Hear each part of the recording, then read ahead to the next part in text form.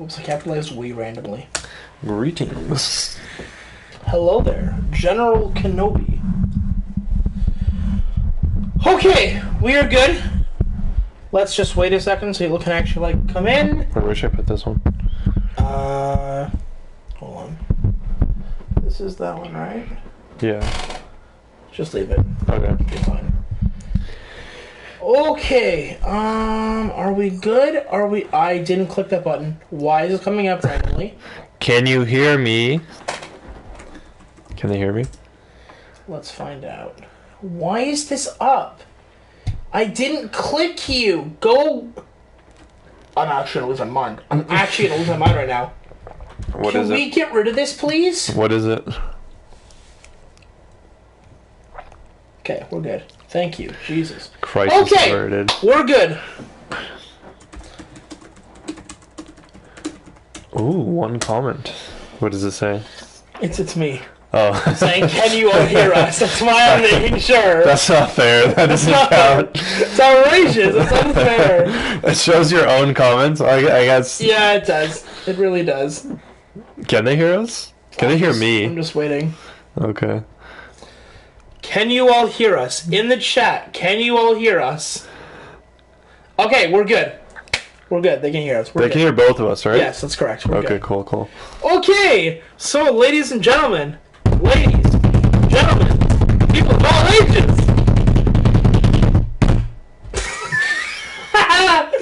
welcome to the season finale of the Final First podcast. We're gonna. Okay, well, there we go. There's Luca doing what Luca does. Bum, bum, bum. Oh God, it hurts already. Okay, so we're gonna go over the last two episodes of the Bad Batch season 1 finale, and I'm hyped. I'm jacked to the tits. It's gonna be a good time. You're too excited for this. I'm way too excited, and it's like 10:30 at night. That's the problem. Yeah, it's fine. Okay, so episode, what was that? 15 and 16, I'm pretty sure? 15 and 16. 15 and 16, and man! Did we get a lot of stuff going on in the last two episodes. So, since it's the season finale, we're going to be basically doing all things Bad Batch. We won't necessarily have like a side topic for today. Today, we're just going to be reviewing the last two episodes. We're going to be talking about the whole season as a whole, what we liked, what we didn't like, and our hopes and dreams for season 2. Because we know that we're getting a season 2 of the Bad Batch. They confirmed this, and I'm happy. Everything is okay again. The cat's out of the bag. The cat's out of the bag. The cat's out of the bag, and the cat is now in pajamas. They didn't say when though, so like silence your heathenness. It's probably gonna be next year. I don't know. I don't know how fast they can pump them out. Look, we have Bad Batch season 1. We have Bean Batch. Bad Batch season 2. We have the Ahsoka TV show. We have the Kenobi TV show. Mando season 3. We have Mando season 3. Acolyte. We have Book of Boba Fett. Acolyte. You guys are gonna be getting a lot of content. Wait, what else do we have? I don't. The Rogue Squadron movie. That's just one movie, but. Do you want to do a stream just dedicated to that movie? Obviously, why not? Do you want to we should both go see? We should both go see it, and then come right here and immediately start doing this. Yeah, that was the plan. Oh, okay. Good, we catch We've never discussed this. So no. Yeah, you catch like an 8 a.m. or 8 a.m. Sorry. 8 a.m. showing.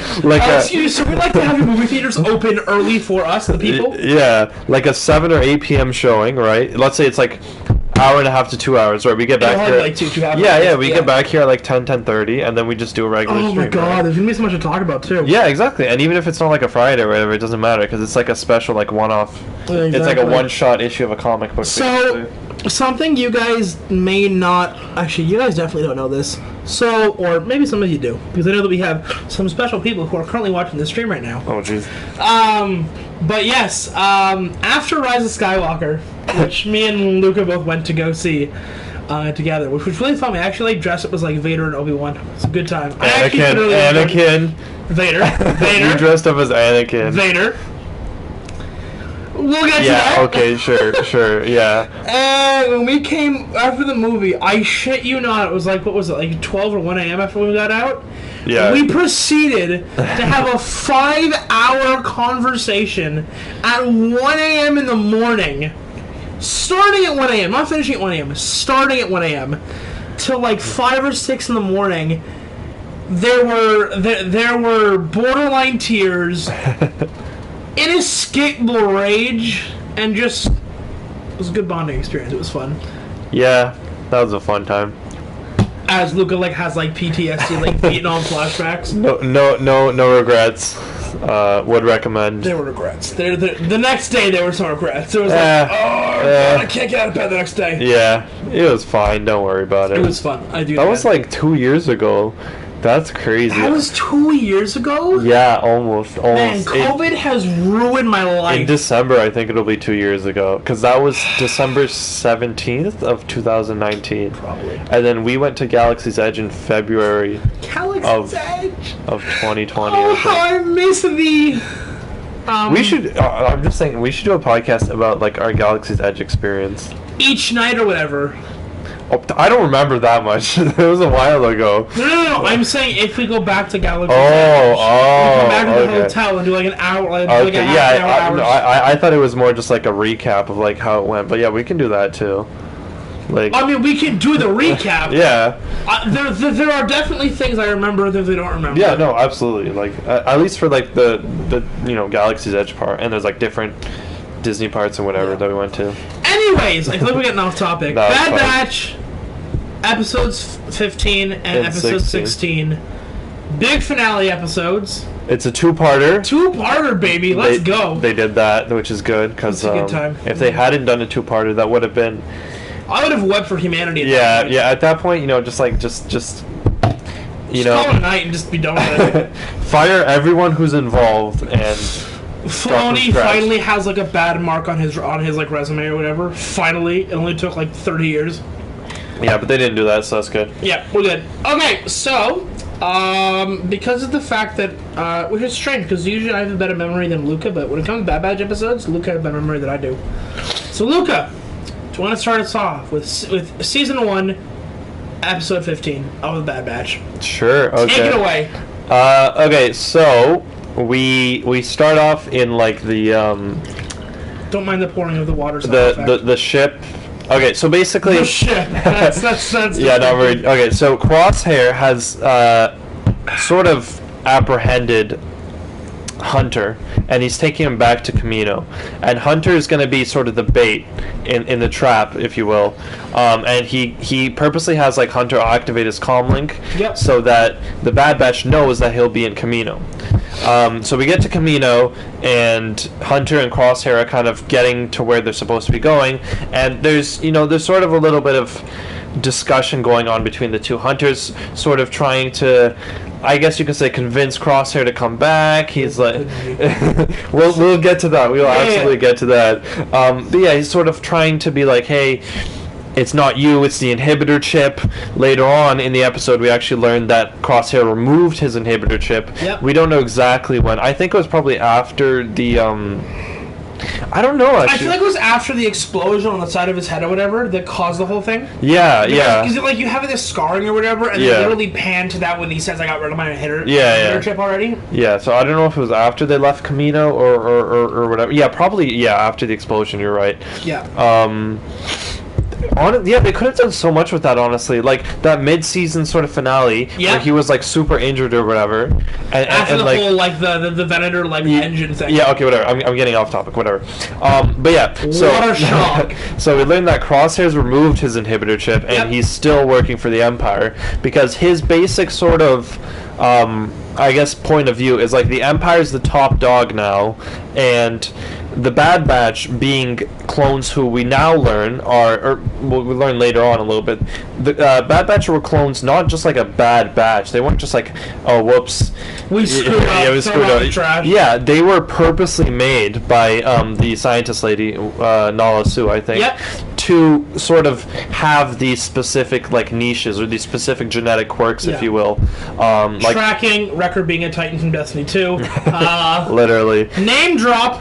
Yeah. So Crosshair is kind of like, yeah, we were literally made to be, you know, a specialist unit, so we might as well do that, right? There's no point in sort of deluding ourselves and thinking that we can be these mercenaries traveling the galaxy, saving little kids and saving these planets from occupation and stuff like that. Like, yeah, we're a tool in the toolbox, and the best way for us to serve our purposes with the Empire. And then meanwhile, Hunter's whole approach is like, no, being a good leader is about protecting your squad first and foremost, and the Empire doesn't care about the Bad Batch as a squad. They only care them for their utility, right? They only see them as like a number, right? So we see that sort of interesting kind of like discourse going on between the two of them, and neither really wants to budge on it. And then we actually have Omega and the Bad Batch land on Kamino, or what's left of the Bad Batch, and they take this like cool like or what's left of Kamino.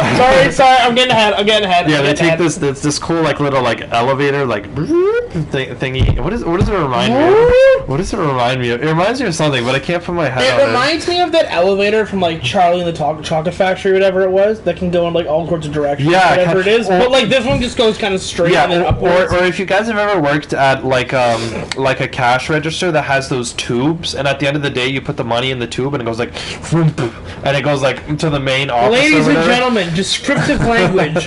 Yeah, if you guys have ever seen those like tubes for the cash, it looks like that. They take one of those basically.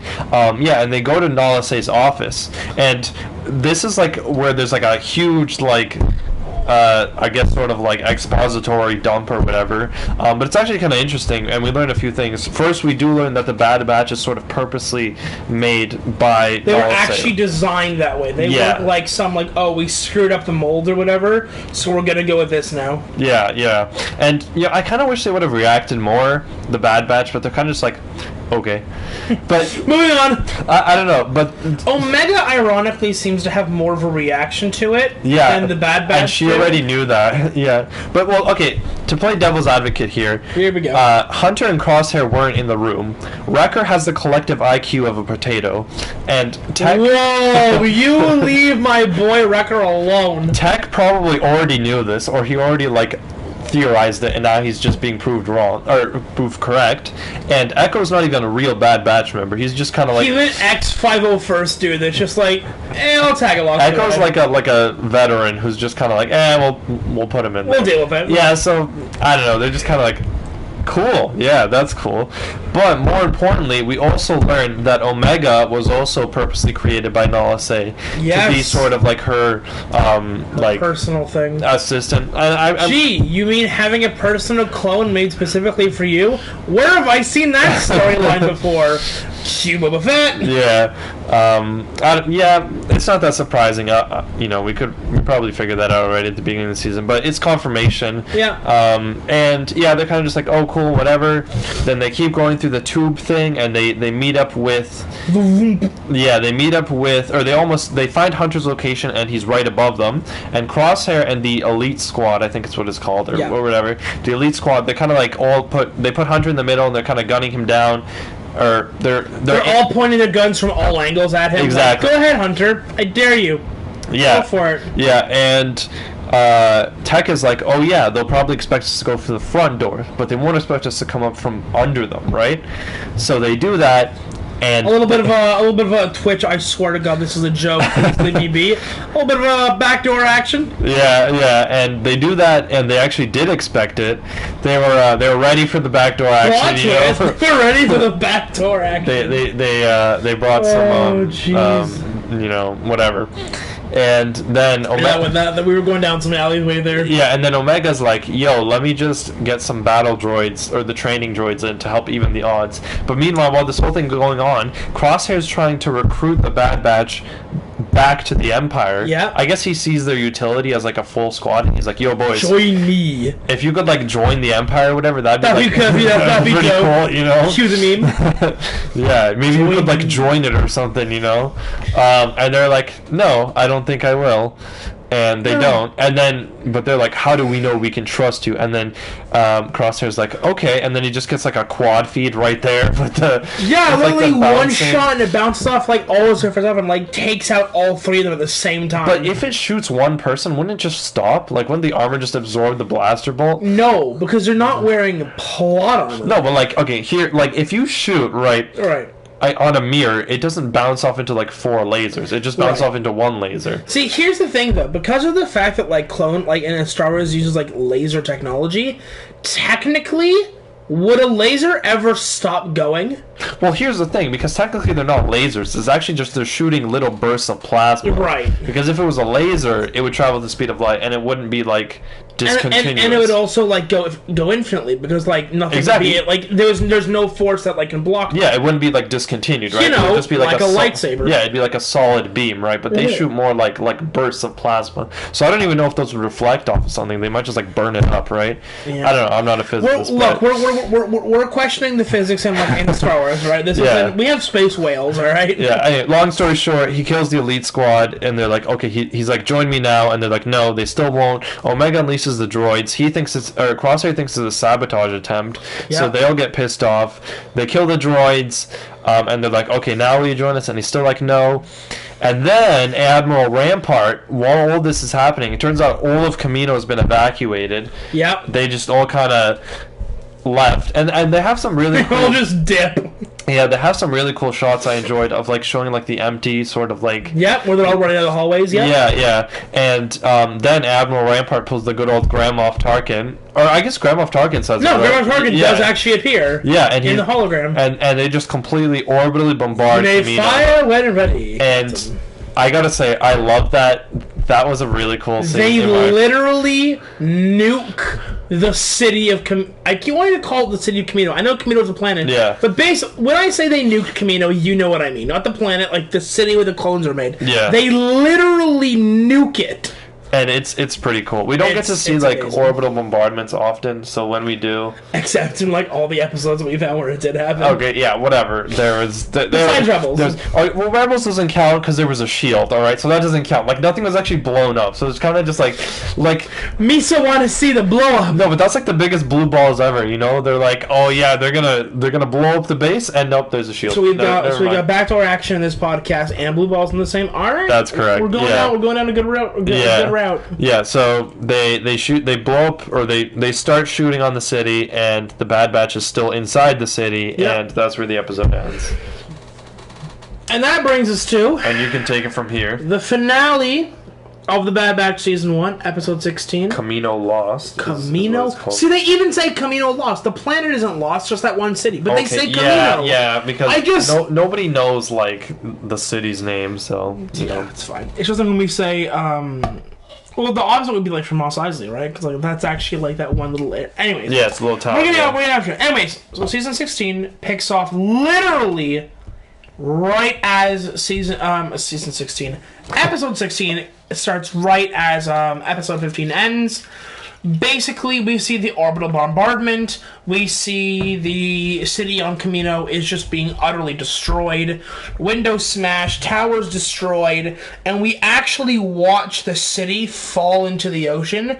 Definitely, or when I say ocean, I mean the planet. Big ocean. Yeah, exactly. Everything's water. And it kind of gives you that almost Titanic feel as you see the ship slowly fall into the ocean. Yeah, it's very epic. I feel like a lot of the budget for the show was used on these last two episodes. Yeah, the music for the last two episodes has been fantastic. Absolutely. Not quite John Williams, but still fantastic. Yeah, I think it's still Kevin Kiner, the guy who did the Clone Wars OST. Yeah. So he's definitely shown, aka Clone Wars 2.0. Yeah, he's definitely showcased that he knows what he's doing. Yeah, I think what was it, Victory and Death? I think it was called. Oh my god! AKA really the Skywalker theme. Like literally, come on, no. I will put the link in the chat. It's not. The theme literally has the Force theme, Anakin's betrayal, Order 66, Padme's theme. Like, literally, it is the Skywalker Saga theme. Okay, I so guess. Good. And yet, its most prominent part is played when Ahsoka is on Look, screen. Ahsoka's based like an adopted Skywalker. Yeah, she's an honorary member. Exactly. Ahsoka Unlike Skywalker. Rey. I will end this podcast right now. So help me God. Anyways, so the music goes down, the city goes down, everything's going down. Wink, wink, nudge, nudge. I'm kidding. The Twitch channel is gone! Anyways, so the city's falling into the ocean, and it's really sad, it's really depressing. You kind of get some Order 66 feels. Yeah. As the city's crumbling. But anyways, the Bad Batch and Crosshair and Omega are still trapped inside the city. So they actually, as the city falls into the water, they're actually still inside. It actually ends up almost going to, like, I guess you'd say, like, the pseudo, like, almost ocean floor feeling it kind of gets. And they basically try to find their way out. However, while they're doing so, we actually get a lot of really nice, touching scenes with Crosshair and Omega. Yeah. Where Omega is kind of approaching it in a different way than Hunter is, in terms of trying to, quote-unquote, I guess, bring Crosshair back. Hunter's like, you betrayed us, you're the bad guy here, we the good guys. And Omega's like, hold on, you guys are still brothers, and technically, you're my brother as well, kind of shtick. And she's like trying to be understanding to his point of view or whatever. And and there's actually a lot of, there's like 2 or 3 like really good heartfelt scenes between Omega and Crosshair. Well, Omega actually saves Crosshair's life Yes! with the help of AZ. Yes, because he's trapped under the rubble underwater. Yeah, Omega actually almost drowns. Like a And lot I got in this really episode. happy for 3 seconds. Wow. Look, She's cool. I like she's Omega. useless. She's not useless. She was really useful in this episode. So she's not useless. She's only good for 1 episode. No, 16. She literally, like, Hunter literally gives her, like, leadership of the squad. And then when Crosshair's like, oh, you're gonna listen to a little girl, Hunter's like, you got a better idea? So, like, yeah, I think she's cool. I don't know. She's cool. I guess, okay, I want to say this. No, I just don't understand. I just don't understand. People think that Baby Yoda / Grogu is an interesting character and that Omega isn't. When Omega has, like, leagues, she has, like, light years more character development and like actual interesting characteristics than Baby Yoda does. But Luca, merchandising sales. No, but like Baby Yoda, he's just there to be cute and use Force powers. That's literally it. Like his uses are the Force heal in that one episode, right before Rise of Power. Force choke someone. Yeah, that's it. Like that's all he does. He uses the Force and then he gets like a little bit like tired, and that's it. He's literally he gets tuckered out. He's a little guy. He's a MacGuffin for the entire show. The entire show is literally, what am I going to do with Baby Yoda? You gotta find... No, but like...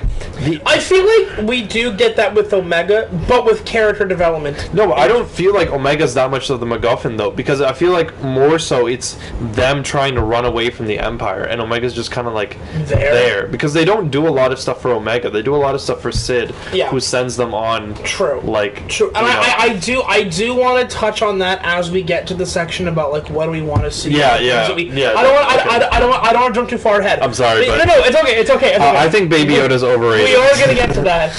You've literally called Baby Yoda genocidal. He is. No, okay. I gotta talk about this. There's that one. I have set him off, boy. There's that one episode in season 2 of Mandalorian with Frog Lady when he meets her on the frozen planet or whatever. Yeah. And they literally say, I'm pretty sure they say in the episode that she and like the eggs that she carries in the vat or whatever is the last of her species, and she has to get it to her husband. And Baby Yoda, I literally don't understand how people are okay with this.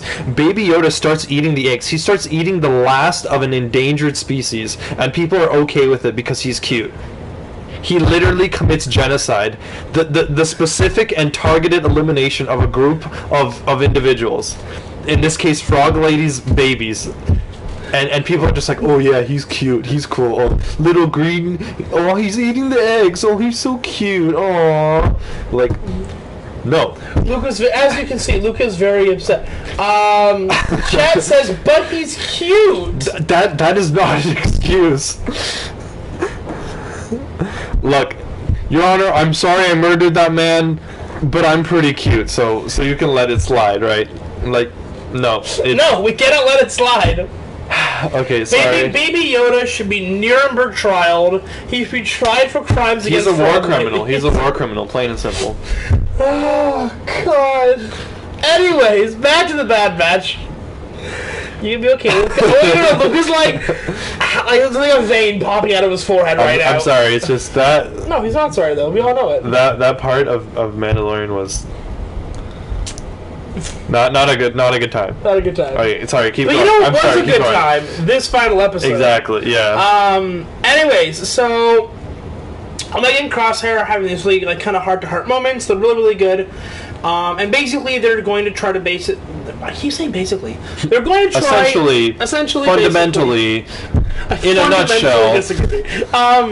They essentially. There you go. Are going to try to find their way out of their watery dungeon. Their watery grave. And so they come across the actual room where the Bad Batch were actually created. And we get kind of a weird admission, which is Omega was there when the Bad Batch were being created, thus canonizing the fact that Omega is actually older than the Bad Batch. Which is really weird, because Omega's like 5. Yeah, she's older, like, biologically, I guess you could say, but not, like, chronologically. I feel like chronologically she's older, but I think, like, in, like, physical maturity, they're older. Oh, yeah, sorry, the other way around. My bad, I mixed up. Yeah, you're right. Yeah. Biologically and, like, physically, they're older. But, like...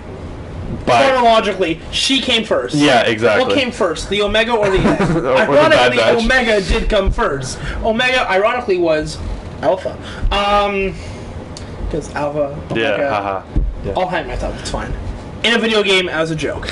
But yeah, they end up using those tubes to basically push themselves to the surface because buoyancy. You glossed over the fact that they blew up the building to get themselves out. But oh yeah, they literally like said these like the look. All right, it's a lot going through my head right now. They planted bomb or like detonation charges on the window and blew up the entire room. And Austin just like. Yeah, they went in some pods and they floated up to the surface. You know, nothing biggie. They do this stuff a lot, you know. Look, if we're gonna stop and explain every explosion that happens in Star Wars, we're gonna need more than an hour and a half. That's fine. We're gonna need like 8 years. I got time. Do you now? Yes. Yes, I do actually. Anyways, yes, they blow up the room that they're inside, and the pods basically start going up to the surface. However, there's a little droid that basically has been with Omega her entire life. Basically is going to try to help these pods to the surface. And he does a pretty good job until Omega's pod actually gets weighed down and hit by the debris of the Kamino City that's falling. And she actually starts going under. And eventually, I believe, the droid helps her. However, as he's helping her go to the surface, he's losing power all the while it's happening, and eventually, he actually runs out of juice. And Omega's like, I shit you not, 4 feet from the surface. And she's like, you know what? I'm gonna hop out of my pod and go save this droid. Omega. It's a droid. It will be fine. You don't need to... Anyways, so Omega goes down and grabs a droid. Unfortunately, she immediately begins to drown. And then we see the Bad Batch in their pods or whatever at the top of the surface, and Crosshair pulls a gun out And I guess they're trying to make us think like he's gonna shoot Hunter. Yeah. Right in the back of the head. I think that was like the intention, sort of. But then he turns his gun towards the water and fires a shot or the. It's like a grappling hook. Grappling hook. Thank you. Grappling hook to Omega to the droid, and it connects, and he pulls Omega and the droid out of the water. And in the although I will say this, in the background you actually see Wrecker pointing a gun at Crosshair like, I dare you, I will pull this trigger so fast, I guarantee you. Anyways, he ends up saving Omega, and I'm trying to think what else. What happened directly after that? Well, they swim to they paddle to the landing strip, which hasn't been blown so up. it was that. Yeah. Then Omega and Crosshair have, or the Bad Batch try one last time. Oh, when I say Bad Batch, I mean Hunter tries one last time to get through the Crosshair. Crosshair's like, no, the Empire are my dudes. I'm chilling with them. As he should be. Crosshair's my favorite. Wrong, objectively.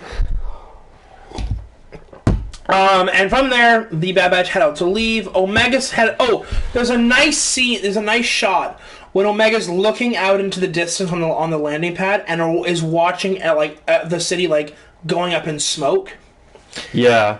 And it's very reminiscent of Ahsoka doing the same thing at the end of the Clone Wars Season 7. Where she has all the helmets stuck up on the pikes or whatever. You know what actually also reminded me of... Sorry to interject. No, go for it. When Luke gets back to his house on Tatooine in A New Hope, and he sees that it's smoking, it actually reminds me of that also. Because if you think about it, these are both... They're sort of like childhood homes, right? Yeah. For basically their whole lives. Yeah. And they've both been sort of destroyed. And... it's sort of the start of a journey to move on, right? Because for Luke, that's really the point where he's like, yeah, there's no going back time now. to go now. Yeah. So I feel like with Omega, it's the same thing, right? She doesn't have Kamino tying her down anymore. Yeah. If it ever did. It's Bad Batch or bust. Yeah, exactly.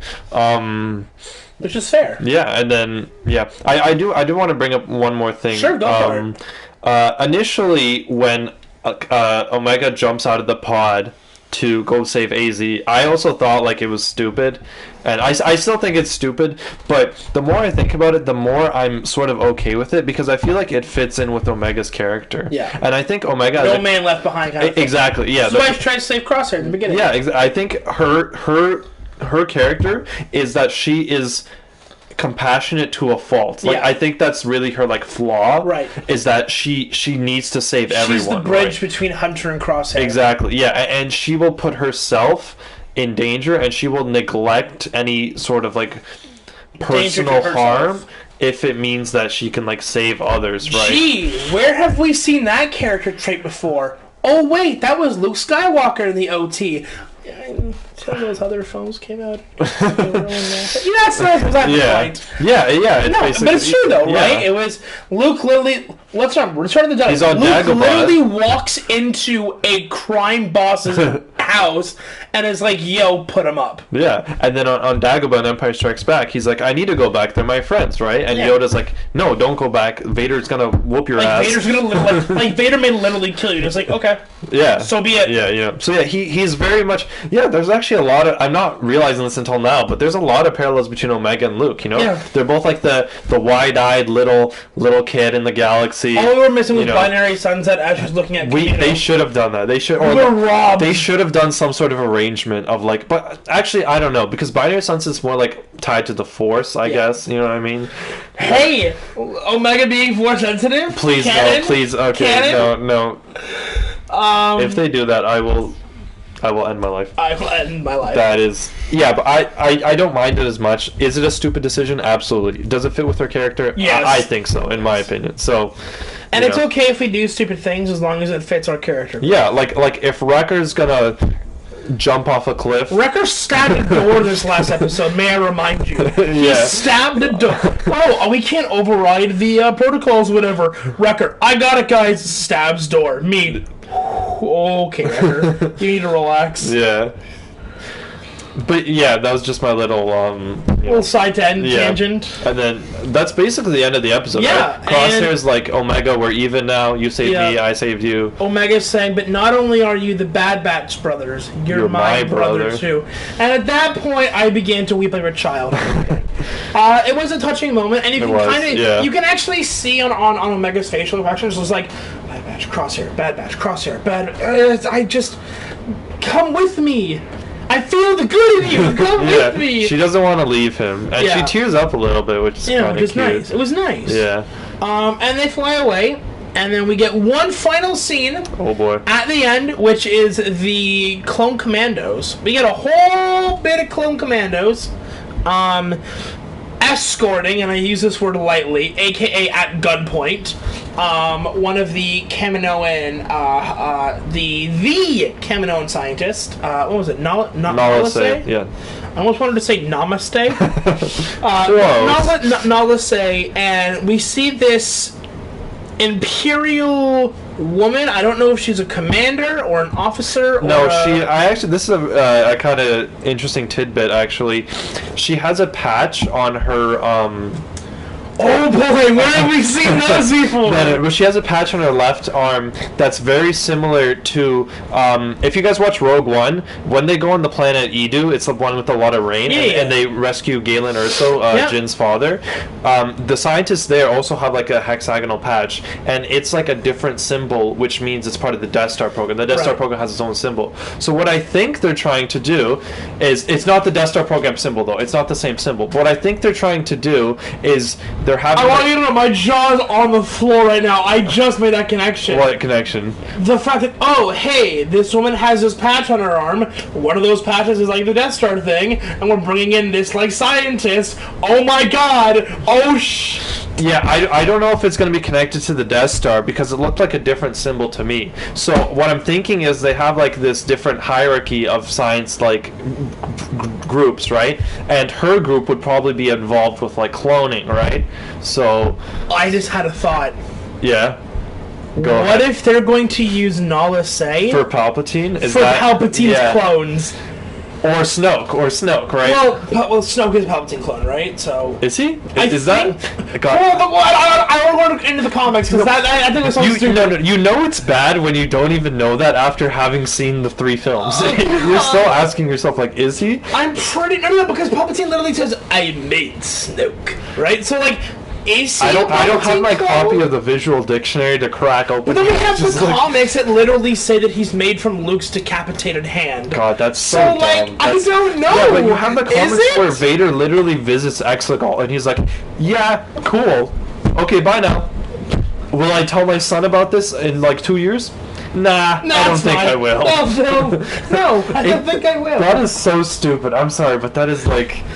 Oh, hey guys! You know that we have these Star Destroyers that literally all have Death Star level like guns on them? How about we never use these? It ruins Vader's character, honestly, because he defeats Palpatine thinking it's done. Thinking it's over. But he knows it's not. Yeah, he can't. He knows it's not. He can't because he saw the final order, he saw the Star Destroyers with the super lasers, and he saw the cloning vats. Like... Okay, Luke is actually having an aneurysm. Go ahead. But, like, it retroactively ruins everything. The movie was bad enough, but the comic is just sacrilegious at this point. I want you to know, guys, so when we do these podcasts, we both have, like, this giant water jug beside us, and we're drinking it, but I feel like sometimes, in order to get through this podcast, we're going to need more than just water at one point. Another clear liquid. Honestly, I feel like every time we mention the sequels, there's a shot. Yeah. We will be absolutely hammered by the end of it. But I think your theory has a lot of credence. I think that's what they're trying to tie into. Just say the sequels were bad. Just say they were bad. They're doubling down. They're doubling down. They're not doubling down. They are. No, they're not doubling down. They're tripling and quadrupling down. That's not better. I know it's... Every form of media that has come out since the sequel trilogy is like in some way trying to like justify this. The sequel trilogy in a little bit. Like not even justify the trilogy as a whole, but kind of like oh, it makes sense, guys. You know, it's good. It makes The sense. problem is this should have made sense during the movie. Exactly. You don't need the visual dictionary. You don't need the Vader comics. You don't need Bad Batch to justify. Not only do you not need them, you shouldn't need them. Yeah. The prequels were not created to justify the existence of the OT. They were there to add to them. This is not adding. Excuse me. This is literally you trying to justify it because you realize that your big project failed. Okay, we're getting off track. Yeah. We're talking sequels. I'm about to Bad Batch. You guys people who have been listening to this for the last over a month and a half now have realized that we go on tangents way too often, and it's a problem sometimes. Anyways, so that was basically the Bad Batch season finale, the two-parter. Luca, I want you to get your thoughts on how you liked episode 15 and 16. Okay. Thoughts on where you think it was good. I really enjoyed it. I thought it was maybe the best episodes in the season. Yeah, they were really good. I enjoyed it.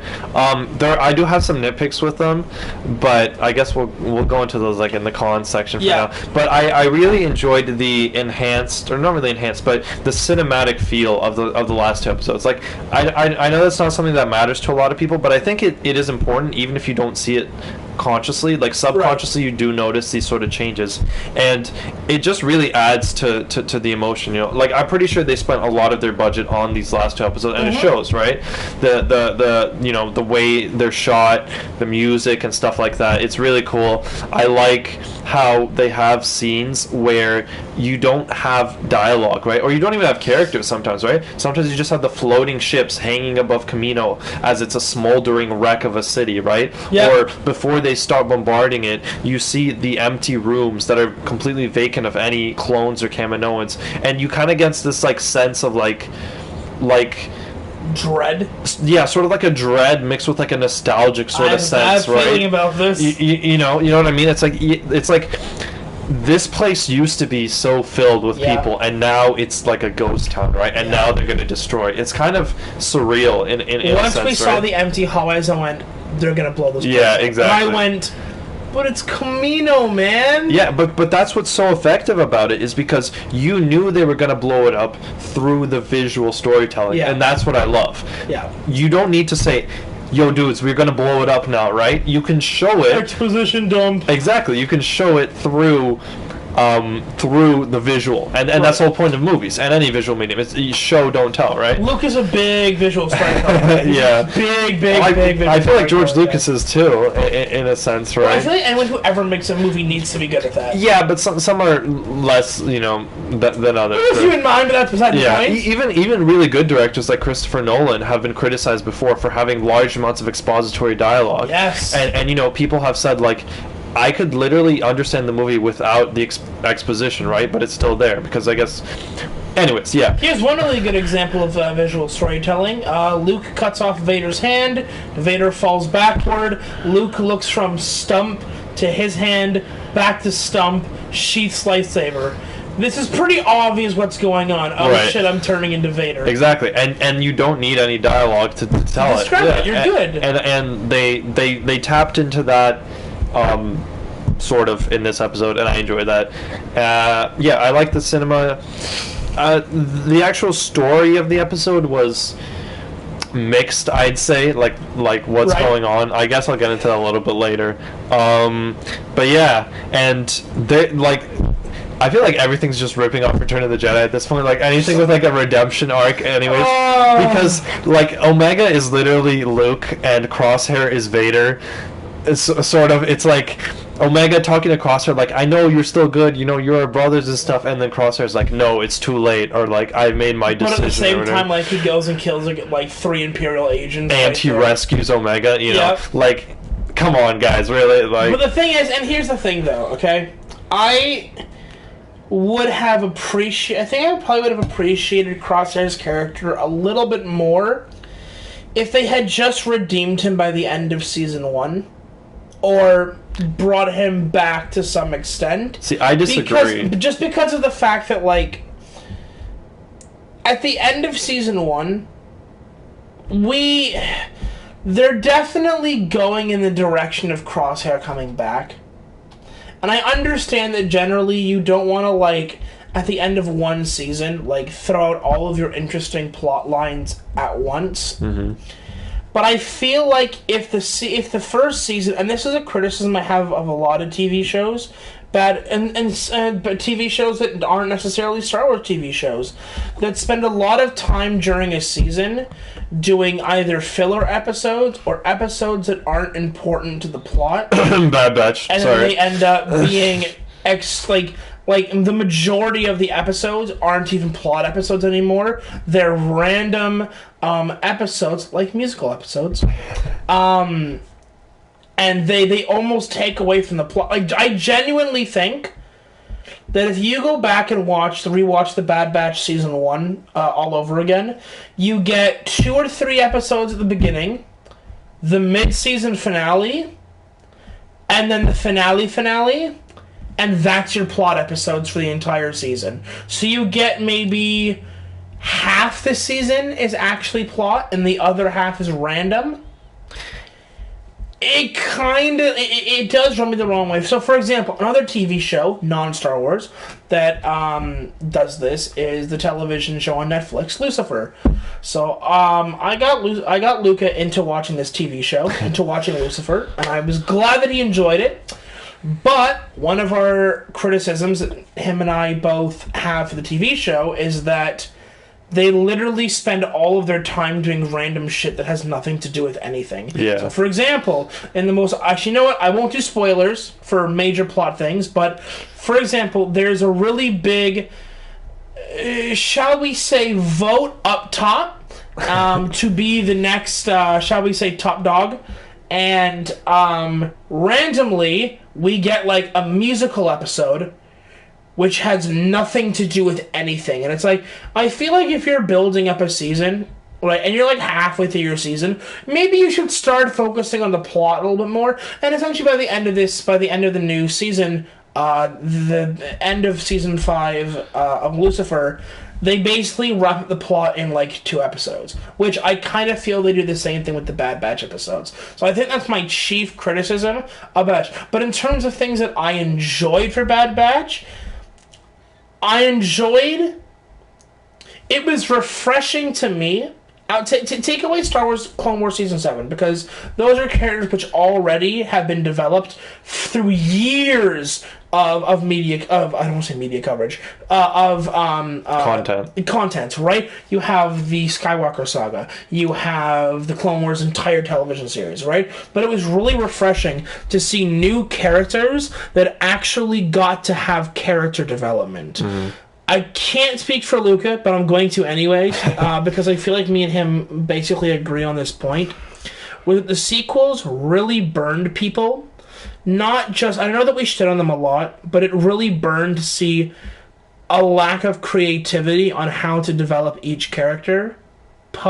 Finn being, I think, the most egregious of them all. Yeah, he's really the most tragic character in the entire thing. And it was really nice to watch Star Wars content again that actually focused on character growth and development. And the way that they make these characters, like take Omega for example, there were so many theories and ideas that were springing up from Omega even after the first episode. And it was great because they actually ran with that, and they're doing something with her, with her character, and not just with her own character, but how she relates to other people in the series. The way that she interacts with Crosshair is a lot different than the way she interacts with Hunter. The way that she interacts with Hunter is much different than the way she interacts with Wrecker. And it's really nice to see that again. Because it does kind of bring me a little bit of, like, that spark of hope or whatever. And I'm like, maybe not everything is lost. Right. Luke, I'm going to hand it back to you. Yeah, I agree to a certain extent. Well, okay. Well, I guess we're in the cons now. I guess. Sorry, I just kind of no. I did the reverse. I did cons and then I did pros. It doesn't matter. There doesn't need to be any structure at all. Good. Down with the structure. I did not like how this episode ended, and by extension, I did not like how the season ended. I feel like we're back to square one, and it just feels a little bit infuriating to me because, like, the Bad Batch just leaves Crosshair stranded there.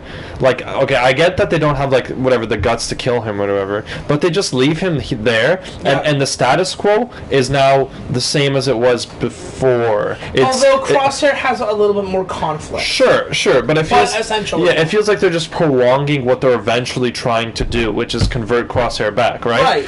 So like, it feels like this is just kind of like sowing the seeds, I guess you could say, for like, I guess his eventual turn, if that's what's going to happen. We may have to see, but I don't know, it just feels not as impactful for me because, like, they, you know, everything's still the same, right? You know what I mean? They're still on the run. Crosshair's still probably going to hunt them down if the Empire sends him after them, you know? Right. And I think this is really a symptom of exactly what you were talking about, where half of the season is sort of just like filler episodes. And not that I don't mind, because I actually enjoyed a lot of the filler episodes in the fact that they helped broaden and sort of like show us how the Empire is...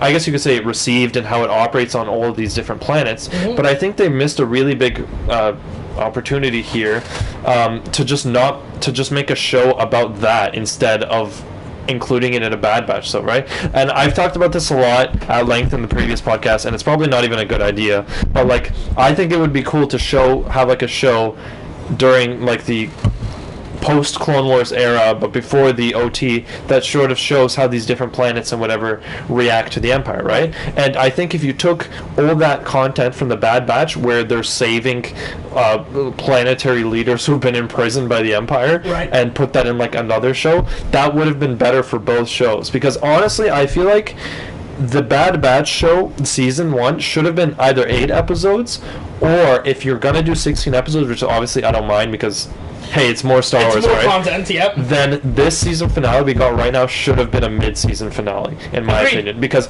I don't know if the Bad Batch really has what it takes to be a long-running show, because, you know, I feel like a lot of the characters in the Bad Batch are very archetypal, and they get that much development, excluding Hunter, Omega, and Crosshair, and I'll talk about them. But like, I don't know how far they're trying to run with this show, so I really would have liked to see this be sort of like a mid-season finale, and then I want to see something decisive happen between Hunter and Crosshair at the end of the season, because he's either going to get redeemed or he's going to, you know, kick the bucket. But the way they left it now is just kind of like, you ever seen Finding Nemo? Who hasn't seen Finding Nemo, you degenerate? You know, at the end of Finding Nemo, when they escape the dentist's office and they're all floating in those bags on the open ocean, right? And they're like, so what do we do now? Yeah, exactly. That's exactly how I feel like at the end of this. It's like, yeah, cool. So we're doing the same thing again? Yeah. As far as the character development goes, I agree and I sort of disagree. I think that there were a lot of characters... yes, fresh disagreement. I think there are definitely characters that did develop a lot in this show, and then I think there's an equal amount of characters that didn't develop. I agree. Echo is one of them. Exactly. Echo's one of them. Yeah, Echo, Tech, and Wrecker for me are just still archetypal, and that's not necessarily a bad thing, right? You gotta have those certain, like, you know, strong, stupid guy and like smart, techie guy who gives the exposition. Right. And Echo's literally just a glorified droid, but that's okay. It hurts, but yes. Yeah, so you know, it's whatever. They I'm sure they could figure something out to kind of develop them, but that's fine. But I am glad, and I do appreciate, like you said, what they did, especially with Omega, and how I think Omega is really sort of a catalyst for other people's development. Because if we look at Hunter, he doesn't change drastically throughout the show, but I do like the subtle change he has in that he trusts Omega more, right? Yeah. We see at the end of, or before, in the previous like episodes, like the one where Omega has to save Hunter in the caves, right? Or where Omega has to sort of tag along with the team, if you will. Hunter's like, no, stay on the ship, you're not you're not ready, right? Yeah. Or like this isn't the place for you, right? And she's like, no, I want to come, I want to prove myself, right? And then you have at the season finale, you have Hunter literally giving Omega control, right? Or sort of pseudo control, I guess you could say. She's barking the orders, but Hunter is still top dog. Yeah, and Omega even gets to like press the detonation button, right? Yeah. She gets to blow stuff up. Yeah, so which is usually Wrecker's job. Yeah, I like the development they have there, where Omega actually feels like more part of a team now. Right. To me, Omega does more than Echo does, honestly, at this point, because Echo's just kind of like... Well, I would kind of hope so, given that Omega kind of has, like, the center stage in terms of, like, the show. Right. Basically, it's Hunter and her. Yeah, yeah. And I like Crosshair and how... I feel like he's pretty well fleshed out for a guy that you could just describe as sniper dude. You sniper dude, everybody. Yeah, or like I mean, Hunter's the hunter dude. Wrecker's the let me show you how good my fists are. Yeah, and then Tech is the smart dude. Yeah. So, but yeah. Again, Echo's just there. Yeah, it's interesting because Crosshair's kind of like the guy that you dislike, but when you listen to him talk, you don't think he's entirely wrong. You know what I mean? So I don't know if you guys know, there's a meme that has been floating around ever since Disney Plus dropped The Falcon and the Winter Soldier, and it's the meme where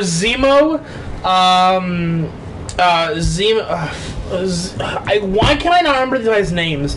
Zemo. Is it Rhodey? I think? Falcon, no, not Rhodey, because that's War Machine. War Machine, Falcon right. And Bucky are on the plane, and Zemo says something, and Bucky's about to interject, and Sam is just like, he's out of line, but he's right. Yeah, you know. Which is literally Luca every time someone says something in defense of the Empire. He's out of line, but he's right. Well, yeah, you know, he's got a point. Earlier, Luca was like, no, he's not out of line. He's right where he needs to be. Yeah.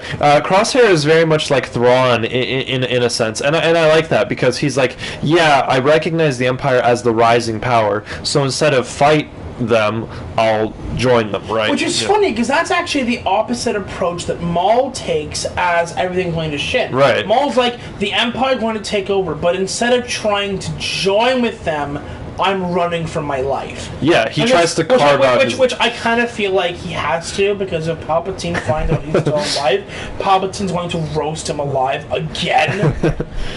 Yeah, that's an interesting sort of comparison. You're right. Yeah, I don't know. I feel like it just goes to show that Maul, I guess, has more belief in himself. He thinks he's sort of the top dog. Yeah. And then when Sidious comes around, he realizes he's not so big after all. Well, again, to cite that video, the guy who does the voice for Kanan. Freddie Prinze Jr. Yeah. Where Maul is the whole, like, he Sisyphus, he rolls the boulder up the hill, Palpatine takes one look at him, and the boulder slides all the way down to the bottom again. Yeah. Very quickly, I'm sorry that I didn't say this earlier. I want to shout out Forgathers, or Forgathers. I don't know how to pronounce the Twitch name. Who followed Twitch channel. I appreciate it. Thank you very much for the follow. Thanks for stopping by. Thank you very much for following. And I hope you're enjoying the rest of the podcast. If you're still around, if you're not, it's all good. Are you at 87 now? I think. Sky Toffee's saying 88. Oh, my favorite number. I'm not sure because it won't I don't want to like refresh the page and like lose the stream or whatever. It's fine. But I'll find it afterward. Awesome. But yes, Forgathers, thank you very much for the follow. I appreciate it. Thank you very much. Yeah, back to the podcast. Yeah, ladies and gentlemen, back-to-back podcasts. We've gotten followers, so this is good stuff. That's awesome. Yeah, I don't know. Just thoughts in general about the season. Like, I guess we've kind of gone over it already. But if there's any good. Again, kind of wish they had more episodes that were more plot-oriented. But I think overall they did a good job. I like the Cad Bane bring back. I like that we're doing something with Fennec Shan because we have Book of Boba Fett and the Mandalorians. We're kind of adding those characters in. Although I do think there is something to be said about the whole, like, it's a big galaxy. Maybe the same characters don't have to be in everything, which is fair. But I want to talk about future plans for the Bad Batch, because we do have season 2, which has been confirmed. So I want to get your opinions on what you want to see moving forward to season 2. I honestly like. Luca, I don't know. Next. No, because like I don't know. I felt like we're not really left in that much of a position at the season finale to actually theorize so much, right? Like there's so much open space. I'm not even saying like theories. I'm saying what want to see? What do I want to see in season 2? Okay. It can be character wise. It could be events wise. It could be. Do you want to see a cameo? What do you want to see? Okay. I want to see Omega's relentless, or not really relentless, but Omega's sort of drive to save others. I want to see that, like, I guess, turned against her. I think that'd be interesting. You know, if Crosshair is really going to be the big bad, or if someone else, right? I want to see sort of someone lure maybe Omega into a trap. You know, using that. I'd like to see Omega, I guess, grow more in her role. I think, and height wise, because she is small. Yeah, small girl. Yeah, I think she's cool with the bow and arrow. I want to see her get better and actually, like, you know, become like a good Legolas shit. Yeah, bow and arrow marksman. I don't want to see Crosshair get redeemed. I feel like we've done that before again, and I want Crosshair to stick to his guns about the Empire and maybe take it to the grave if he has to. And, like, I know this is probably like a decisive opinion. Yeah, and I'm sure some people would like to see Crosshair get redeemed, right. But I feel like he's the kind of guy who sees the world as sort of black and white, sees it as sort of a pessimistic outlook. Right. And I feel like even though he has those little glimmers of hope that come up when you know Omega talks to him and stuff, I don't want him to necessarily like fully go join the Bad Batch, right? What else I like to see? I like Sid. Maybe she can come back, you know. She can stay. Yeah. Maybe keep the cameos to a minimum if you have to. I don't want to see Rex. I really don't want to see Ahsoka. I don't think we need them. Yeah, I don't want to see Rex or Ahsoka or Cad Bane.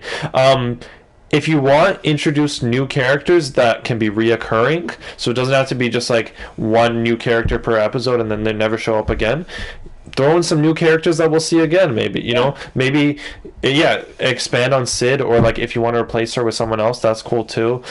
Maybe, I either want to see the Bad Batch settle down and like, I don't know, farming a man of your talents, really, sort of, I don't know, that, or I want to see them sort of like start like a mercenary gang, if that makes any sense, you know, like work for hire kind of sounds like a biker gang, yeah, like not quite. And I kind of want to see them change the uniforms. I kind of want to see like a season 2, a different sort of Bad Batch, so we know that these guys are not with the Empire anymore, right? You know, even if it's a simple like a recolor, like paint job or whatever. I don't know. I think it'd be cool. Yeah.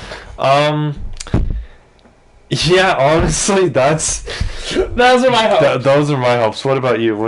Okay, so hopes and dreams. One thing I want to say is the more and more because I want you to know, as Luca's talking, like I have like 100 thoughts going through my head right now. I'm running with this idea that because I can easily see Disney doing this, and I think that they're probably going to, and it hurts my soul they're going to, but I do think they're going to, run with the whole they're going to use Nala Se to help start to develop the cloning processes for Palpatine. Now, running with that, since we know that maybe this woman, this engineer, because engineers are the worst, let's get that straight. Preach. It's funny, because Luca's, you know. Anyways, moving on. What was I going to say? That maybe near the end of the season, this scientist engineer lady gets taken out somehow. I don't know, maybe that's what sparks Crosshair's whatever, and he like takes her out or something like that. I don't know. I'm just spitballing here. And then at the end of like an episode or whatever, we get a hologram of like Moff Gideon. Ooh. Who kind of takes that over or whatever, and that's how we lead into or I don't know. I'm just spitballing here. He'd have to be like a lot younger. Maybe he's like a volunteer stormtrooper or whatever at first, and he like moves. I don't know. I'm spitballing here. I keep forgetting that Mandalorian is like a few years after Return of the Jedi, and this is like 30 years before that. So it's like 19. Which I think they can make him like early 20s, right? And say that he's yeah. like mid 50s in Mandalorian. It could work, right? Anyways, and I think that could be kind of cool. Now, I don't want to actually see, if they do that, I don't want to see Gideon. Right. I don't, maybe they just name drop him, or there's a hologram, or I don't know, something along the lines. I don't want to see Vader. No, I've seen a few Reddit posts going, "Hey guys, what if you get Vader in Bad Batch?" No, we're not getting it. No. Leave Vader be. Let him breathe in his back to tank. Like, just let him go, guys. Like, I love Vader. I'll always love him. He's amazing. But like, he doesn't have to be in everything. He was in Rogue One. Like, we're getting like references to him in like Mandalorian. We're like, because he's literally like Gideon trying to dress as him or whatever. Guys, why are you taking fashion tips from Vader? It's not a thing. Hey, he has some pretty good fashion. I don't know, like he's wearing all blacks and has a voice box. He's going the monochromatic style. You know, there's something to be said about that. But he's going monochromatic, but he's got different materials. Is the thing, right? Yeah. He's got the leather. He's got the fabric cape. He's got the shiny plastic of the helmet. Yeah. So it provides an interesting sort of and now contrast. we're getting fashion sense from Luca. Yeah. It's contrasting not in color. It's contrasting in material. You know, and the way the material interacts. Chad is saying Vader fashion 100%. Black always works. I mean, yeah, black does always work. You want to make yourself look thinner, folks? Wear black. It helps. I know from experience. Yeah, and to go further with this, the little lights on his voice box and like his belt and whatever provide the necessary breakup you need from the monotony of the black. You know, it's like these little visual points of interest that kind of draw your eye to it, and it's not just like one black costume. You know, it's got some diversity in it. You know, it's got some. Sky Toffee always says, "Once you go black, you never go back." Yeah. Shem Father says Lucas' fashion sense belongs on a runaway. That is the biggest lie I've ever heard in my life. Aww. I'm kidding. Lucas' fashion sense is fine. I do enjoy the shorts and a t-shirt look. Thank you. Yeah, it's a classic. If you can't beat him, everyone wears in the summer. Yes. Yeah. Can't beat him, join him. Well, if it ain't broke, don't fix it. True. Yeah. And you know, it is broke. The Federal Reserve. Sorry, it's his brand. Yes, it literally is. Thank you. Touche. One thing, you said you want to see Moff Gideon sort of like introduced and sort of like in some part responsible for like the Snoke stuff. Yeah. I actually don't want to see that. I always saw Moff Gideon as sort of the dude who is super sort of like cutthroat, I guess, and the guy who started out as like a small fish in a big pond, but through the chaos of the events of Return of the Jedi advances his way to the top through like possession of ships and soldiers and whatever, and seizing stuff. And I always saw him as the guy who stumbled upon some sort of like cloning technology or like stuff like that, and he's like, cool, I'm going to try to work on it, you know? Right. That's why he hires that guy, what's his name, Pershing or whatever? They got the glasses dude and whatever. That's why he's interested in Baby Yoda. So, I mean, they could definitely go the route that, like, yeah, he's overseeing this before, so he knows what it is. I'm not even saying he even has to oversee it. I'm just saying that, like, it would, because, like, obviously he has to be super young right now, right? So he's nowhere near a Moff, right? Yeah. But like, I do like the idea he's like a little fish in a big pond, and over time he develops himself and accumulates more power, whatever, through it within the Empire. Imagine if it turned out that Moff Gideon was actually like an ex-Stormtrooper. Yeah, I think that'd be cool. That would be dope. And that fits perfectly with this isn't canon at all. Redemption for Finn. Redemption. Yeah, but like, yeah, it fits perfectly with what we're saying, right? The little fish in the big pond starts out as a Stormtrooper, and you know, builds his way up, right? Yeah. And the way that Moff Gideon is sort of acts, and the way he's played in the show, kind of gives you that feeling, right? He's like, you have no idea what you're in possession with, right? Yeah. He's always like the cocky sort of. Yeah. Even when they invade his ship, he's like, oh yeah, I got Dark Troopers, just, you know, and then literally 5 seconds later is willing to like end his own life when Luke shows up, right? So he definitely, to me, would feel like the sort of character who, if he started out as like a Stormtrooper or like a cadet or something, and then he sort of. Well, they all sort of start out as like cadets, anyways. But like, I don't know. I want to see Moff Gideon sort of like, what's the word? progress. Yeah. True. That'd be cool. I do want to see, and I know that Luca's probably going to disagree with me here. Maybe. We'll see. We'll see. Probably. I want to see more Palpatine.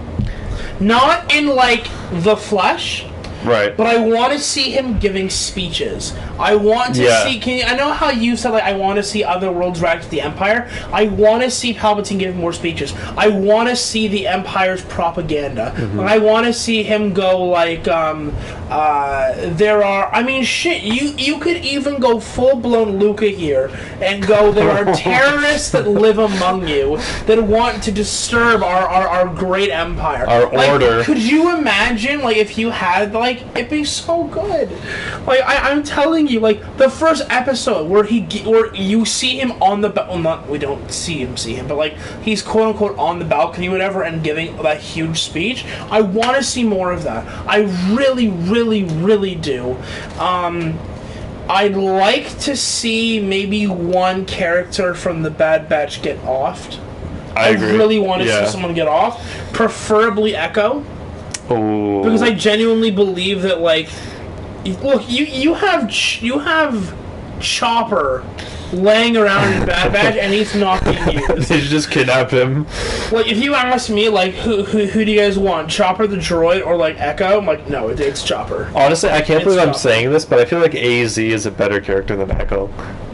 I thought you guys had better character than Chopper. No. We almost had a fight break out. No. I would never say that, but better character than Echo, I feel like. Hold on, I have kind of heart palpitations right now.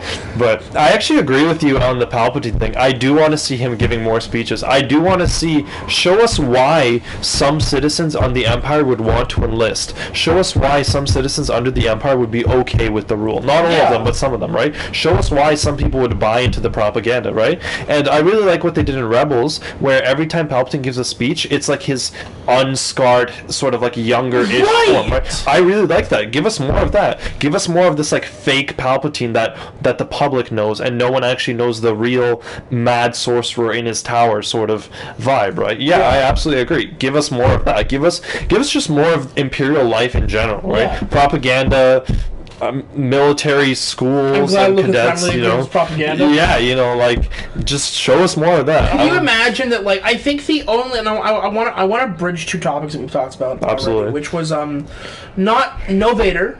But I also want to see more Palpatine. The only time I think it would be acceptable for Vader to make a cameo would be like Palpatine's giving a speech, and then he's like, I don't know, something. Obviously not this line particularly, but like I'd like to introduce like to the Empire like my right hand man, and then it pans to Vader, or I would be like. Good etiquette. What would be a really, really nice callback? In Phantom Menace, when Palpatine introduces Maul to Gunray, and he shows up behind him and he kind of crosses his arms, but he doesn't say anything, right?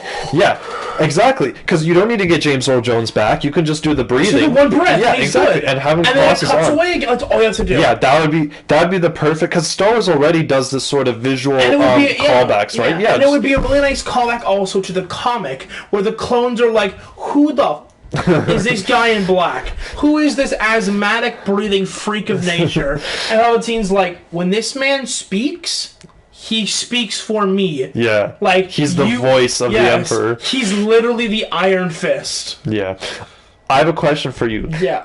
Would you want to see propaganda video? Or honestly, it doesn't even have to be propaganda, because if you film Vader, you don't have to do any editing. Like, it's gonna be awesome. It's done. Like, would you want to see video of Vader in action to kind of bolster his reputation as like the execution of the Empire, or would you want to see it be more mysterious in that people know Vader by reputation, but they've never witnessed his actual destruction because he leaves no survivors alive? Which one would you rather have them do? Like a sort of mysterious Vader, or like a... You're literally asking me whether I want Vader from, like, the OT... Or Rogue One. Or yeah, like, do you understand what you're asking me to pick between? Yeah. You're asking me to pick between perfection and, like, Perfection. more perfection.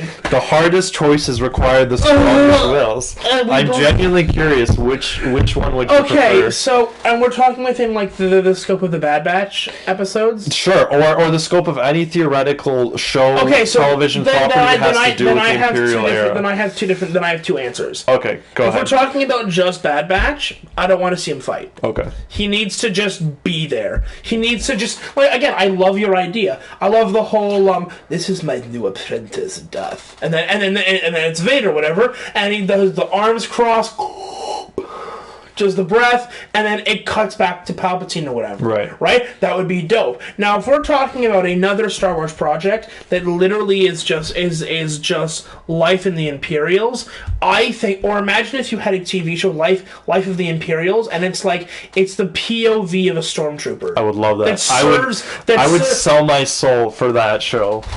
And he ends up getting placed on, like, the 501st, and we see, like, literally the POV of the stormtrooper, the point of view of the stormtrooper, as Vader's just cutting through everyone. Right. I want you to understand, and I say this understanding that Twitch has certain rules on things, and that people are listening to this, and I'm just gonna go and say it. If we got another Rogue One 2.0 thing, I would cream it my pants so quickly. Alright?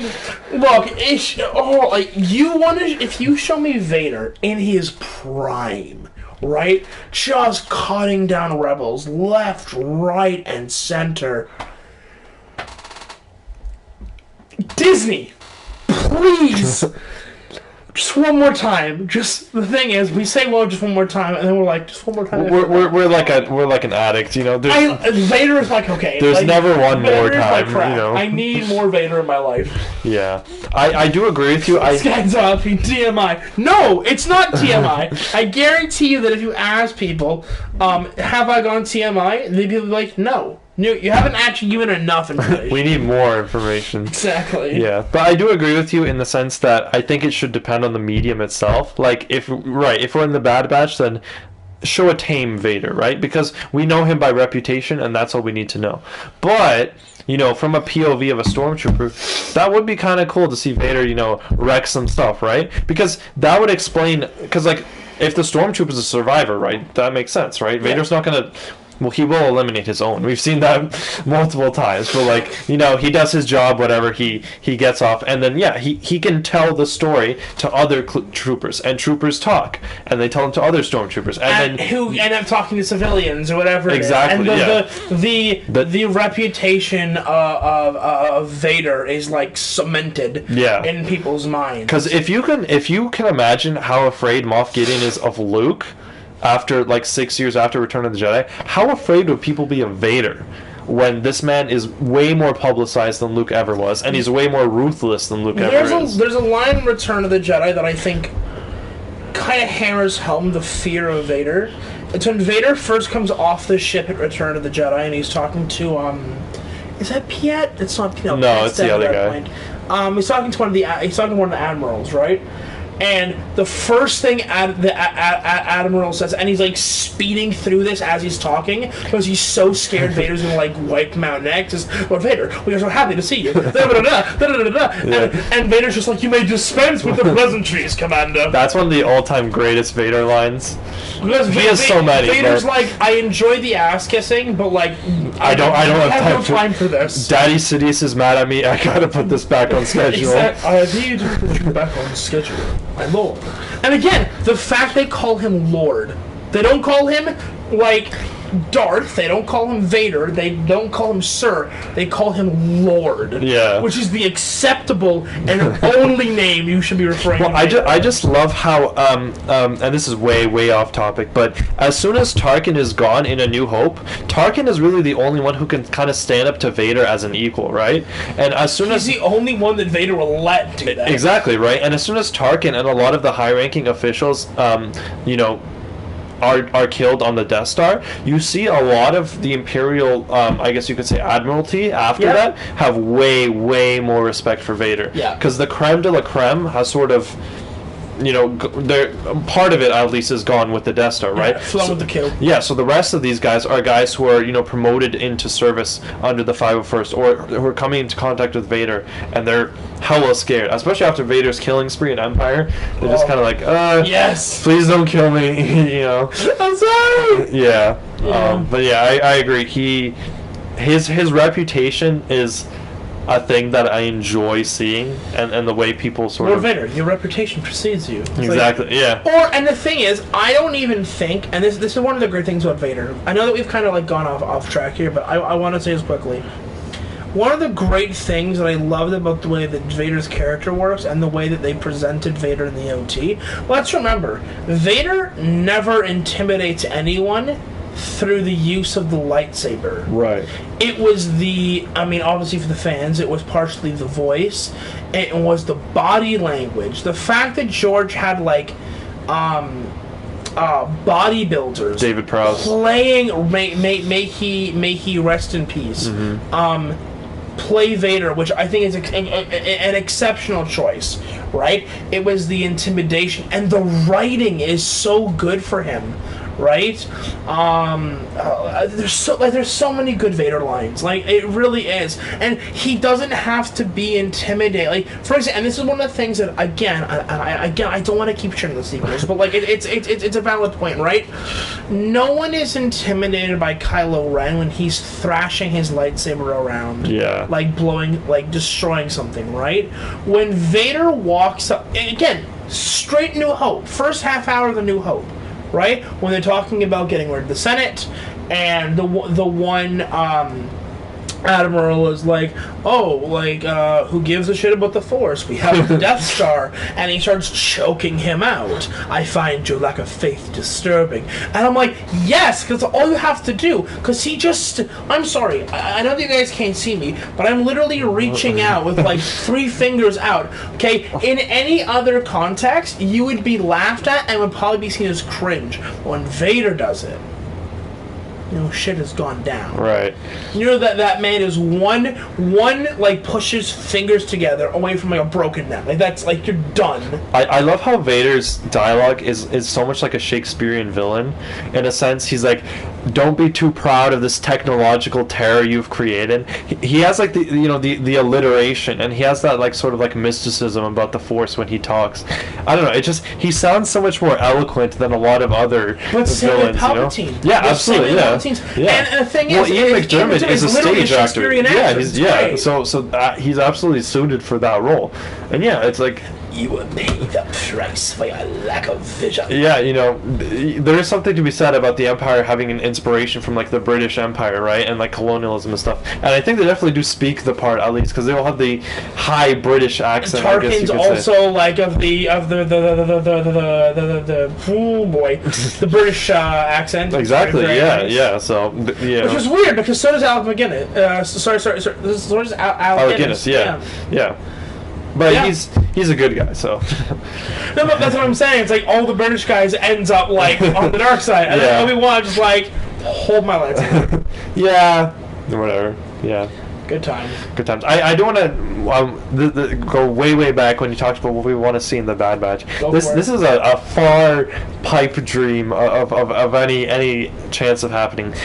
I want to see like a rogue faction of Kaminoans and clones who are loyal to them, just like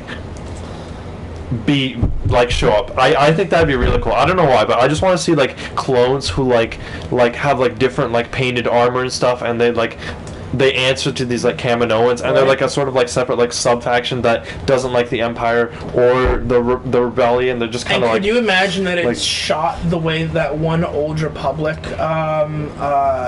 trailer was done, the one where the clones are fighting the Sith or whatever, and they leap out from behind. Yeah. Could you imagine if that was the case? That'd be pretty cool, I think. Like, and they could all be like the Phase 1 or the Phase 2 armor, right? So we can differentiate them. Yeah. And we kind of know these are like the the first generation clones or whatever. Right. And they could have small numbers, but they could be like ruthless or whatever, and they're loyal to like their Or maybe they Kamino have and- like scientific advancements thanks to like any surviving Kamino. Yeah. Honestly, they're really good. You know, we know Nala said he works for the Empire now. Yep. We don't know what happened to the Prime Minister guy, although we assume he's dead, right? We assume. Yeah, we never see him, right? So maybe they could bring him back. I don't know, or they could just get random Kaminoans who survived, right? Yeah. I kind of want to see them take revenge on the Empire a little bit. You know, like you. I want to see a little bit of work. Yeah, that'd be kind of cool. You know, Yeah. I don't know. I just have this thing for you know, interesting groups and parties that don't have to necessarily follow the Empire versus Rebels approach. You know.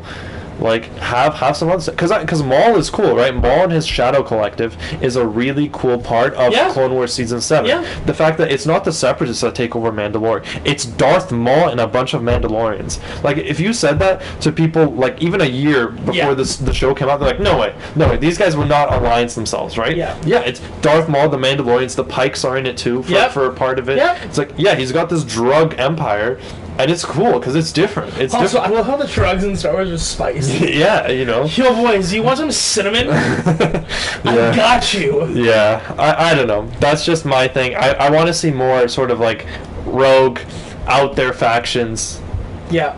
gangs, whatever. Yeah. Groups. The Bad Batch will be one of those two, unless they join the rebellion, which who are kidding, they probably will. They because probably- everybody does at this Look, point. we already have Rex here, all right? Like, Yeah. it's a big thing. Yeah. That's what I want to see, though. I think that'd be I think interesting. that'd be cool as well. Yeah. And they could call it something cool, like The Rebellion 2.0. no, that's not cool. I don't know, something like the Kaminoan martyrs, or like I don't know, the Phoenix or whatever, because they rise out of the ashes of the destroyed city or something. I don't know. The Aquaman. The Aquaman, sure, yeah. Trademark copyright. I don't know. That's just. Yeah. If you guys think it's a cool idea, please send a thumbs up in the chat or whatever. Exactly. We'll talk to Disney and be like, yo, we got an idea. Let me tell you about it. A rogue group of clones headed by the Kaminoans. Headed by Nala Se. All they care about is money and technology. That's it. So basically, an army led by Elon Musk. Yes, literally. A bunch of bounty hunters who are also Apple employees on the side. That's what we mean. You know? Yeah. That's me. That's my wish. That would be if good. that happens, I will be happy. If that happens, they can bring more cameos back in. Exactly. You know? Like, you do this, maybe we can see Vader draw his lightsaber. Yeah. And then it cuts away again. Give a little, take a little, you know? Exactly. Yeah. Never mind. I was gonna go on something else. Never mind. Because then I'll just go on a rant. But yeah. So I think, because we are approaching the hour 25 mark. Okay. I want to talk about this podcast moving forward. Okay, cool. So we don't have any more Bad Batch episodes to review. No. We don't have any Star Wars TV show or Star Wars movie content coming out for when are we getting the next Star Wars content? Like, That is a good question. fall, the winter? I would assume the fall, because I don't think they'd leave a quarter of the year to be missing something. Yeah, But I'm not sure what's actually lined up So for I that. think what's going to happen moving forward, guys, is me and Luke are going to talk behind the scenes, and I would like to continue doing this podcast every 2 weeks. Right. I'm enjoying it. I enjoy talking to Luke about Star Wars, and I enjoy being able to share all of this stuff with you guys. And it's awesome. People have actually been coming. We've had consistently, and I know I haven't been streaming a whole lot recently because of work, but it's really awesome. Consistently, we get 4, 5, 6, 7 people coming out to this podcast, and even though it's a small number in comparison to other streamers, this is awesome that we're even having you guys come out. I think that's fantastic. Yeah, honestly, I didn't even expect one person to show up. So Yeah, there was one that Thank we you had so much. 9 or whatever it was. That was really good. that's crazy. Interesting Talks Faux Show, says Sky Toffee. Yes, Oh, thank there is.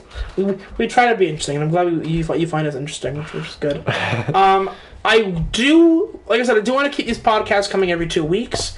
So me and Luke are going to talk. If you guys are in my Discord, you guys are going to get a heads up about the next this podcast moving forward. Like I said, I do want to keep this going. It's just going to have to be finding things to talk about now that we don't have any more Star Wars TV shows or Star Wars content coming out for a while.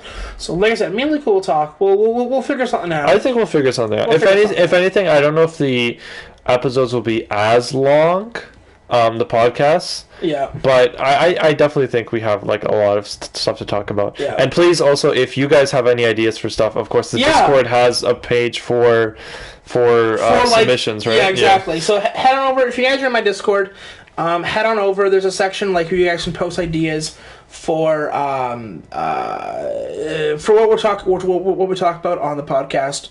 And we'll figure that out. So if there's anything you guys want to, like I said, just give me a shout. Even if it's not in the Discord, you can always hit me up in my whispers on Twitch. You can leave a comment on each YouTube video, because we do post all of these podcasts to YouTube. Like I said, it's youtube.com/ImperialsForce, same as my Twitch channel. Like I said, we post all of our podcasts there. I'm trying to think of what else. If you're not already followed to the Twitch channel, follow. If you're feeling real generous and you want to super support the channel, feel free to subscribe on Twitch.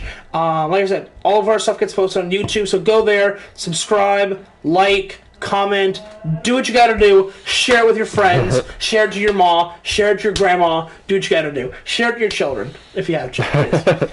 Introduce them to the finest indoctrinate heresy, them from the Great White North. But yeah, Luca, do you want to have anything for closing comments, or?